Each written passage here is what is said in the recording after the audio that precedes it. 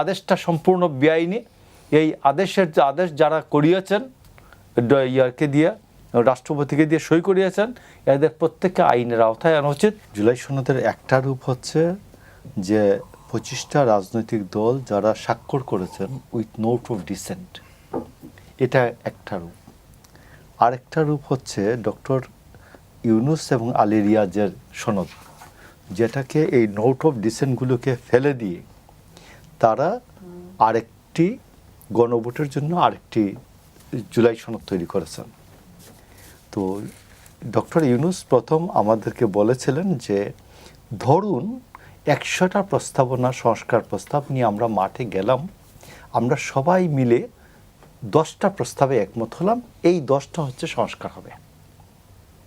তো উনি 9 মাস জুতা আবিষ্কারের 1900 পাত্র সুরা নাশ্য করিয়া উনি আইসা বললেন যে আপনারা তো 48টা সংবিধান সংস্কার প্রস্তাবের মধ্যে 20টাতে 18টাতে একমত হন নাই, 30টাতে একমত হয়েছেন, আপনারা যদি সবাই একমত হয়ে না আসেন আগামী 1 সপ্তাহের মধ্যে আমরা যা কিছু একটা লিখে দেব। এবং তাই লিখে দিলেন। এবং এইটাকে নিয়ে তিনি গণভোটে চলে গেলেন। এখন গণভোটে চলে গেলেন যে গণভোট শব্দটার সাথেই বাংলাদেশের মানুষ একসময় মনে করবে গণভোট শব্দটাই চেঞ্জ করা উচিত। আপনি নিশ্চয়ই জানবেন যে একসময় এই গণভোট বলে আমাদের এই অঞ্চলের শব্দ না, এটা একটা রাজনৈতিক পরিভাষার ইংরেজিটা কি বলেন তো? পরিভাষা মানে বিদেশি শব্দের রেফারেন্ডামের পরিভাষা করা হচ্ছে এটা গণভোট। আপনি জানবেন একসময় রবীন্দ্রনাথ অরিজিনালের পরিভাষা করেছিলেন অপূর্ব, বহুদিন ইউজ হয়েছে, পরে এসে অরিজিনালের অর্থ করা হয়েছে আসল।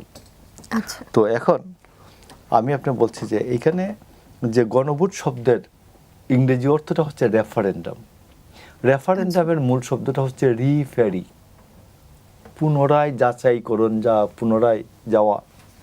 তো ফেরি না হলে রিফেরি হবে কিভাবে? এনএসএফ সার্টিফাইড স্বজন সিপিবিসি পাইপ ভালো তো লাইফ ভালো। রিফেরির অর্থটা হচ্ছে জনগণ একটা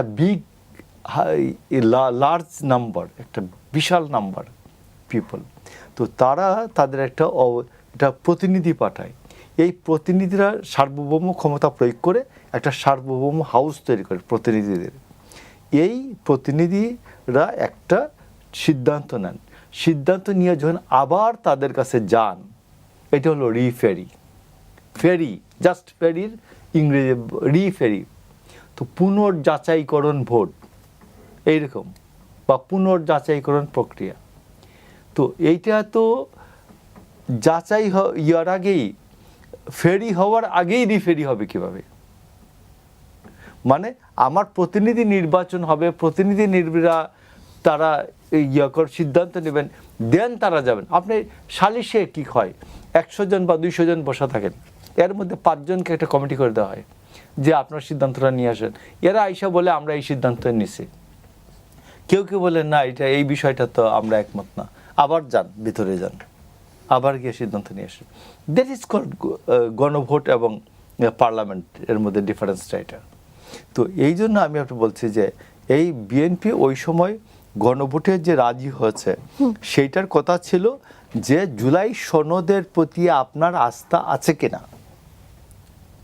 কিন্তু আপনি দেখবেন যে গণভোটের যে 4টা কোয়েশ্চেন, উনি যে জুলাই সনদে যে সিদ্ধান্তটা হয় নাই, তারেক একটু হার্শ হয়েছে, একটু কঠিনভাবে বলছে যে পিআর বিএনপিতে রাজি হয় নাই, এটাতে একমত হয় নাই। কঠিনভাবে বললেও তিনি যে কথাগুলো বলেছেন ঠিক মনে হয়েছে কিনা? হ্যাঁ ঠিক আছে, বাট আমি শেষ করে দিই, আলোচনা সংযুক্ত হবে এটা। এই যে আমরা যেভাবে স্বাক্ষর করেছি, আমি নিজে স্বাক্ষর করেছি জুলাই সনদে, ওই স্বাক্ষরে যেই বিষয়গুলোতে আমাদের নোট অফ ডিসেন্ট ছিল, যে আপত্তিকর জায়গাগুলো আমরা মানি না, অন্য বিষয়গুলো মানি যেগুলো ভালো মনে হয়েছে। যেমন 10 বছর প্রধানমন্ত্রীর মেয়াদ, মানে 2বারের বেশি হবে না, এইটা আমরা মেনে নিয়েছি। তত্ত্বাবধায়ক সরকার আমরা মেনে নিয়েছি, আমরা চাই এভাবে এই যে মেনে নেওয়া, এটা আমরা চাই, যে সবাই মিলে মানলাম। এই দুটা মহান বিষয় পূরণ না করার উদ্দেশ্যে পুরা এর সাথে আরো অনেকগুলো শয়তানি লাগাই দেওয়া হলো।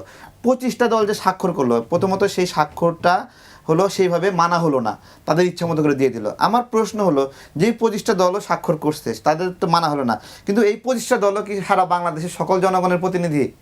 এর উত্তর আপনার কাছে চাই। না, যাই এই 25টা দলের 36 জন, 50 জনের মধ্যে 36 জনই পার্লামেন্টে নেই। তো এখন হ্যাঁ সেটাই বলতেছি, কেউই পার্লামেন্টে যায়নি, পার্লামেন্টে নাই। তো যাই তো আমি আপনাকে বলছি, এবি পার্টির চিল্লাচিল্লিতে আমরা সংস্কার কমিশনে থাকতেই পারতাম না, এবি পার্টির কেউ পার্লামেন্টে নাই। এই জন্য আমি আপনাকে বলছি যে বেসিক্যালি পার্লামেন্ট হওয়া উচিত সকল সিদ্ধান্ত, সকল আলোচনার কেন্দ্র। এই পার্লামেন্টকে বাইপাস করে আলী রিয়াজের মস্তিষ্ক প্রসূত এই যে জুলাই সনদ, আমি তাও জুলাই সনদ দের পক্ষে, কিন্তু জুলাই সনদ ও সংবিধান সংস্কার বাস্তবায়ন আদেশ 2025 এই আদেশটা সম্পূর্ণ বেআইনি। এই আদেশ যারা করিয়েছেন ইয়ারকে দিয়ে, রাষ্ট্রপতিকে দিয়ে সই করিয়েছেন, এদের প্রত্যেককে আইনের আওতায় আনা উচিত। এরা বাংলাদেশকে একটা গভীর বিপদের সামনাসামনি দাঁড় করিয়েছে।